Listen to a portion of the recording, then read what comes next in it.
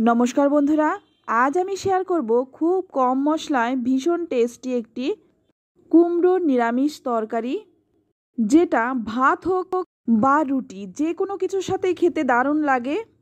অনেকেই আছেন কুমড়ো খেতে একদমই পছন্দ করেন না, তারা যদি এই রেসিপিটা একবার খায়, কুমড়ো খেতে পছন্দ হোক বা না হোক তারাও কিন্তু চেটে পুটে খাবে। একদম বিনা তেল মশলা স্বাস্থ্যকর নিরামিষ রেসিপি যারা পছন্দ করেন, আজকের এই রেসিপিটি কিন্তু তাদের ভীষণ উপকারে আসবে। তো চলুন তাহলে দেখে নেওয়া যাক। এখানে আমি 500 গ্রাম কুমড়ো নিয়েছি, আর এই রান্নাটা কিন্তু কাঁচা কুমড়োতেই বেশি ভালো হয়। প্রথমেই আমি কুমড়োটা ভালো করে ধুয়ে পরিষ্কার করে নিয়ে তারপর বীজের অংশটা ফেলে দিয়ে ফালি ফালি করে কেটে নিয়েছি। তারপর কিন্তু ডুমো ডুমো করে কেটে নিলাম। কুমড়োর খোসাটা কিন্তু ছাড়াইনি, কুমড়োর খোসাটা না ছাড়িয়েই কিন্তু বেশি ভালো হয়। আর যদি মনে হয় কুমড়োর খোসাটা ছাড়াবেন তাহলে কিন্তু আপনারা একটু করে ছাড়িয়ে নিতে পারেন। এইদিকে আমি গ্যাসটা অন করে কড়াই বসিয়ে দিয়েছি। এবার এর মধ্যে দিয়ে দিচ্ছি 1 গ্লাস জল। এবার এই জলের মধ্যে দিয়ে দিচ্ছি স্বাদ মতো লবণ। রান্নার সমস্ত লবণটা কিন্তু আমি এখন দিয়ে দিলাম। লবণটাকে ভালো করে মিশিয়ে নিয়ে এখানে দেখুন আমি একটা আলু হালকা করে খোসা ছাড়িয়ে তারপর ডুমো ডুমো করে কেটে নিয়েছি, ঠিক যেভাবে কুমড়োটা কেটেছি। এবার আলুটা দেওয়ার পরেই দিয়ে দিচ্ছি কেটে রাখা কুমড়োটা। তারপর কিন্তু ভালো করে একটু নেড়ে চেড়ে মিশিয়ে নেব, যাতে করে সবজিটা জলের মধ্যে ডুবে থাকে। এতে করে জলের মধ্যে যে লবণটা দেওয়া রয়েছে সবজির মধ্যে ভালো করে ঢুকে যাবে। এবার একটা ঢাকা দিয়ে 10 মিনিটের মতো সেদ্ধ করে নেব। 10 মিনিট পর দেখুন ঢাকনাটা খুলে নিলাম। এবার এর মধ্যে দিয়ে দেব চেরা কাঁচা লঙ্কা। এই রান্নাটায় কিন্তু কোনো রকম বাটা মশলা বা গুঁড়ো মশলার ব্যবহার হয় না, ঝালের জন্য কিন্তু কাঁচা লঙ্কাটাই ব্যবহার হয়।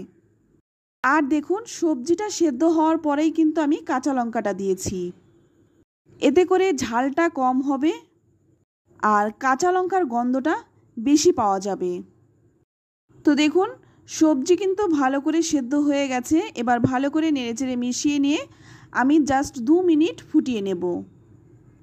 তো বন্ধুরা, কুমড়োর রেসিপি কিন্তু আমার চ্যানেলে আরও অনেক দেওয়া রয়েছে, চাইলে আপনারা দেখতে পারেন।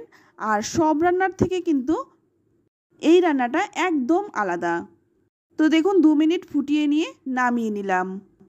এবার এখানে নিয়েছি মটর ডালের বড়ি।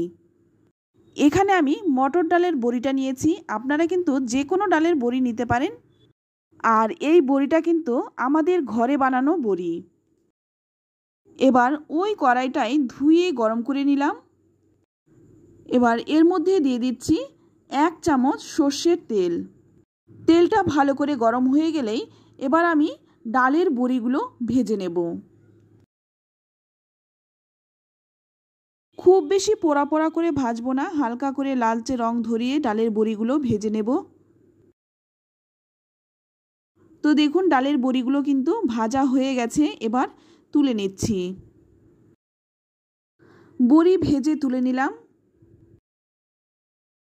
এবার ওই গরম কড়াইয়ের মধ্যেই দিয়ে দিচ্ছি আর 1 চামচ সর্ষের তেল। ফোড়নে দিয়ে দিচ্ছি 1/2 চামচ 5 ফোড়ন, আর দিয়ে দিচ্ছি 3-4টে শুকনো লঙ্কা। আর এই ডাঁটাটা কিন্তু 5 ফোড়নটাই ফোড়নে দেবেন, 5 ফোড়নের গন্ধটা কিন্তু খুব ভালো যায়।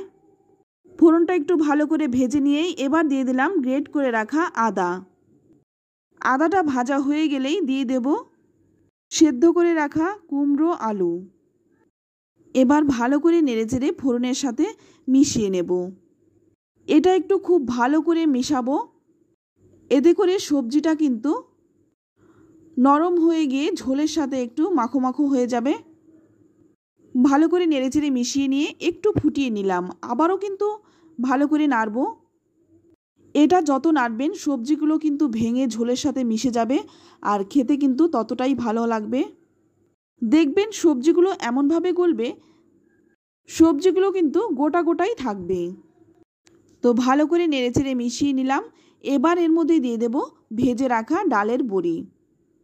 যেহেতু ডালের বড়ি দেওয়া হয়েছে তাই ঠান্ডা হওয়ার পরে কিন্তু ঝোলটা অনেকটাই শুকনো হয়ে যাবে, তাই সেই বুঝে কিন্তু ঝোলটা রাখতে হবে।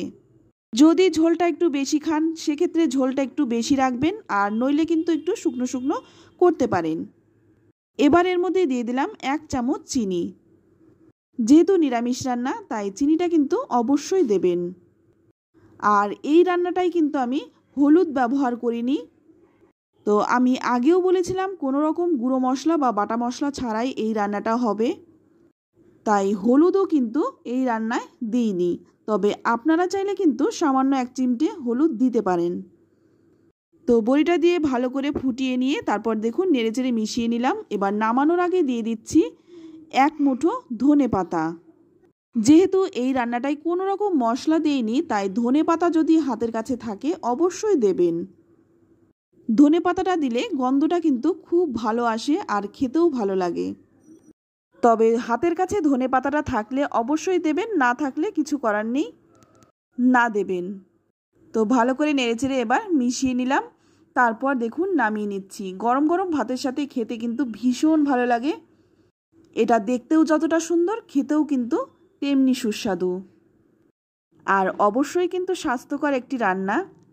তো বন্ধুরা, আমার এই সহজ সাধারণ কুমড়োর নিরামিষ তরকারিটি আপনাদের কেমন লাগলো অবশ্যই কমেন্টে জানাবেন। ভালো লাগলে লাইক শেয়ার কমেন্ট করতে একদম ভুলবেন না। আর আপনি যদি আমার চ্যানেলে নতুন হয়ে থাকেন চ্যানেলটা সাবস্ক্রাইব করে নেওয়ার অনুরোধ রইল। তো আজ এই পর্যন্ত, আবারও নিয়ে আসবো অন্য কোনো নতুন রেসিপি। সকলেই ভালো থাকবেন, সুস্থ থাকবেন। ধন্যবাদ।